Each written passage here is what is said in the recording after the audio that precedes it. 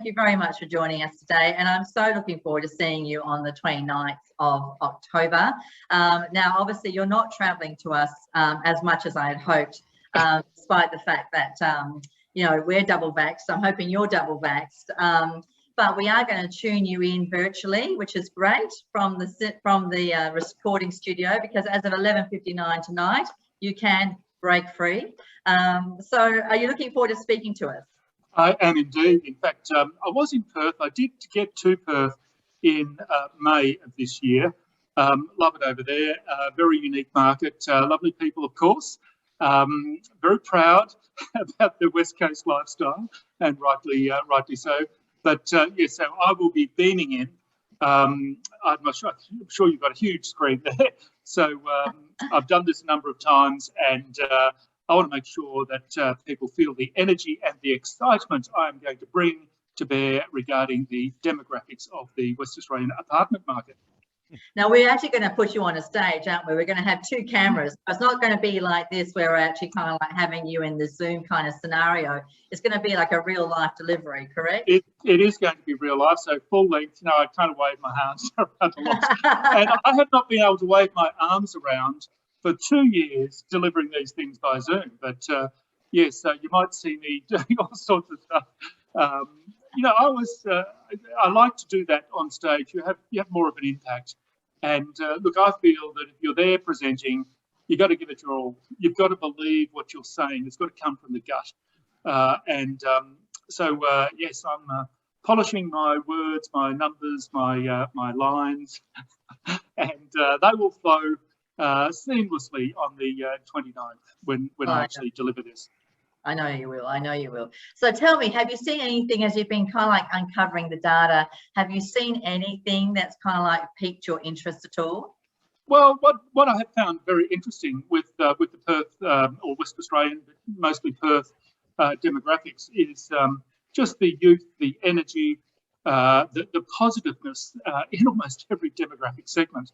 And this is going to be certainly something that I will address. You know, you do the Sydney market. I mean, I do every market across Australia. But when you go to Perth, there's just growth, opportunity absolutely everywhere. And so I would imagine, you know, I'm not actually involved in the apartment market in the West, and especially in Perth, but I would imagine there is product for the 20-somethings, you know, the hipsters in the city type thing, then the corporates, then the lifestylers, even the groovy grandparents, I think, are there as well. So there should be product that would be nuanced to every one of those markets. And I'd be very surprised if the Perth apartment market hasn't worked that out. But, you know, I like sort of theorising about the personas, the lifestyles that could be lived. You sent me a floor plan because I asked for one of a Perth, you know, apartment up for rent or sale, and I absolutely loved it. You know, I always pitch myself in that apartment, think, oh, I could have those views, I could have that quality of life. I always get very excited by it. I actually wrote a column once saying that I was a floor planophile because I, you know, even though I've got a house, I always love looking at these floor plans and looking at how creative and stylised and how seamless and frictionless life looks in those perfect floor plans. Well, Ross Catalano is online with us from Parcel Property, so he'll be very pleased to hear that, because that was actually one of his NOMA floor plans that I sent to you. So you certainly made his day, Bernard, I tell you what. So that's in Mosman Park, is that right? Correct, that's in Mosman Park. So that's one of our western suburbs. Yeah. Now, I've tasked you with the kind of mission to come up with an acronym for the WA apartment market. How are you going with that? Well, you know, I am a little stumped. WA, you would think that leads you to any number of sayings or terminology, but it's, you know, it's sort of an odd combination of words. But I'm getting there, and I will unveil my personas and acronyms on the day. But I'm certainly having a lot of fun scribbling. I'll be sitting down watching television. I have a notepad next to me, and I'll start, and then I get stumped. It's got to be absolutely perfect. You know, when I came up with the Vespers, the virus escapade seeking provincial Australia, it's a little bit like a eureka moment. It's like discovering gold. You think, yes, that's it. that acronym is going around Australia. And yes, Vespers has pumpkins, professional urban middle class in nice suburbs was another on it. You know, I know all my best acronyms, and I'm looking for another one for the West Australians. Well, I'm very excited about that because you'll unveil that on the 29th of October, yeah. and I'm sure that you'll do that with the smashed avocado flair that you do. Well, I don't know that you really want the full smashed avocado. That can draw some heat, but it is good fun. Look, at the end of the day, my communication style is you have to have something to say. You've got to believe it. You've got to be fully committed to it, and you've got to have some fun with it. Yeah. That's what I've discovered. I mean, I've spoken to people, boards of all sorts of really impressive companies and so forth. And what I've discovered is that people love humour. They connect with sort of a wry insight or a bit of fun or whatever, as long as it's correctly balanced. So you've got to have that punch, that impact, the right figures, the right diagrams and delivery. But if you have some fun with the audience, they love it. It's sitting there for an hour. They want to have a belly laugh occasionally. So hopefully, I'm setting the bar high for myself, aren't I?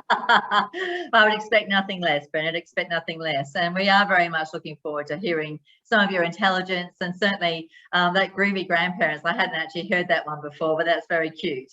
And I actually, when I saw the one that you did the other day about the Pfizer and that kind of thing, in terms of FIZ, not in Pfizer as the vaccination, I actually did send that around to a number of people to let them know that you were still kicking out these kinds of fantastic acronyms, despite the lockdown that's been happening for you in Victoria. Well, that's right. The FISO, you have the fly in, fly out, fly in and zoom out. So you fly into the Daintree or to Broome, and you zoom out. You can spend 3 months there. Maybe why spend 3 months in a cold Melbourne winter? Why not fly into Broome and zoom out, run your business from anywhere in Australia? It certainly looks very attractive to me at the moment. If we would let you in, we're not letting anyone in at the moment. That's right. And it's very hard to get accommodation in Broome as well. Let me tell you, Bernard, you can get the flights, but not necessarily the accommodation. You may have to bunk on the floor somewhere. So tell me, what's it been like for you guys in Victoria? How do you see us in the West in terms of the fact that we've had virtual freedom, or literal freedom, while you've had virtual freedom? What's the sentiment happening in Victoria towards us? Well, I think there's a bit of interstate envy happening here, and especially during the Melbourne winter. Look, it's a long, cold winter, and to be locked down for the majority of it was pretty hard. Look, my personality, it doesn't particularly worry me because I'm doing my stuff, writing the columns and doing my Zoom presentations and so forth. But there are others whose personality it didn't suit, so who really did struggle. But then you look at what's happening in Western Australia. Yes, it looks pretty good. How can I get there? How can I get there? So I think once the borders are lifted, then I think you will see a lot of Melburnians make their way over to the West, and not before time. I've certainly spoken to other people in business in the West, and certainly people with technical skills, mining and construction and resources and so forth. Look, we are one country, and we do need to put everyone's shoulder to the wheel in order to recover from this. I think we all want what is best for our country. The West Australians, Victorians, we might bicker and have the odd comment here, particularly during the football season. Final, darling. But at the end of the day, what we all want is a united, prosperous, safe, secure country that goes forward. And I think there is an opportunity here post-COVID to actually rebuild a better version of Australia. And this actually comes back to the apartment market. One of the points I was making is that I think that 2 years self-reflection often makes people consider the bigger picture. Are you in the right job? Are you in the right city, the right state? Are you in the right relationship? Are you in the right home? Do you really want to be in suburbia? Or do you want lock and leave, that frictionless, seamless, cosmopolitan ease of convenience kind of lifestyle? And so capturing that would in fact would in fact deliver a different lifestyle in the post-COVID world. I think we'll look back and see COVID as being a break point, a Ctrl-Alt-Delete moment in Australia, and the world and the way we live post-COVID, we'll say is quite different to the pre-COVID world. Yes, that's a very insightful thing to say, that Ctrl-Alt-Delete. I agree with you 100%. So I'm going to call it quits now. I just wanted to say thank you again for joining us, and obviously appreciate the people who've tuned in today to see Bernard speak. It's only a snippet, 10 minutes, but the good thing is that next Friday we have a full hour. John Ford from St Ives has put his thumbs up. I'm pleased to see that, John. I think that Bernard has got a number of fans here online with us at the moment. And so thank you very much again, Bernard. We look forward to seeing you at 8:45 our time, 11:45 your time, next Friday, the 29th of October at the Parmelia Hilton. Any last words before we tune off? Well, I do understand that the head of the West Australian State Planning Commission, David Caddy, is going to be watching this. So welcome, David. I understand that you're a fan of my work. It always makes a little nervous when people say that because it worries me. They'll go away thinking, "Oh, I was a big fan, but I met him and now it didn't live up to my expectations." So I'd never like the bar being set high. I like the bar being low, and I can clear it easily. So anyway, welcome, David. Well, you're in the wrong company, darling, because we're all set the bar here, and we're certainly thinking that you will do the same when you deliver on Friday. So stay well and enjoy that freedom that you have. David's just come back online to say thanks. Thanks, David. So enjoy your time until we see you next Friday. And yes, wear those masks. And I don't want to hear that you can't make the date for me, please. Okay. I will see you then, Sam. Live on stage, waving my hands. Can't wait. All right, we'll see you then. Thanks, guys. Thanks, everybody, for joining us.